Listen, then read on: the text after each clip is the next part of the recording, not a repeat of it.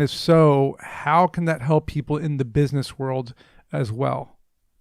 If you are right up to the brim with stress, pressure, irritation, frustration, then it just takes one more thing for that to bubble over. I remember being in New York and I was waiting to cross the street, and we all stepped out, a group of people, and a cab turned and stopped right in front of the or right blocking the pedestrian walkway.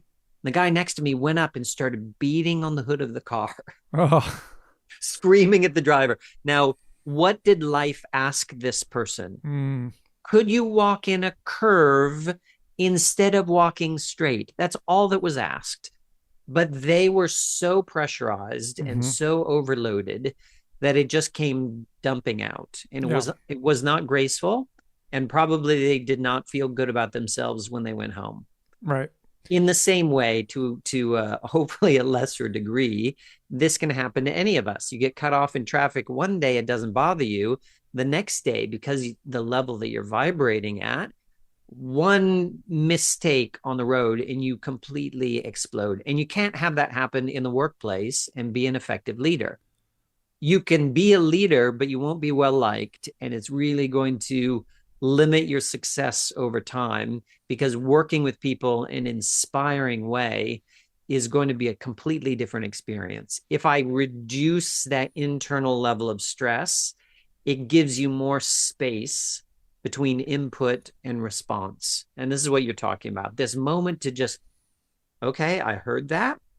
Fine. I'm going to let that process. And now I'm going to respond in a more measured and, again, a more graceful way.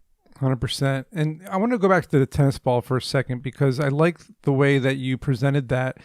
In the way that I learned meditation, it was that you, instead of holding a physical object, although you can, it's more about thinking about something that makes you happy, whether it's your pet or a loved one or like a sunshine on the beach.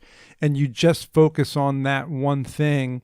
And you don't stop the thoughts from running through your head like traffic in a car. Instead, you let those cars drive by and you just let them flow in and out of your head. I mean, is that kind of the general rule of thumb when it comes to meditation, is to just let everything flow through your head, but try to focus on that one mantra or that one object to kind of keep you focused? There are really different techniques of meditation that are practiced in very different ways. So what you're talking about is a focused attention, concentration style with a little bit of visualization.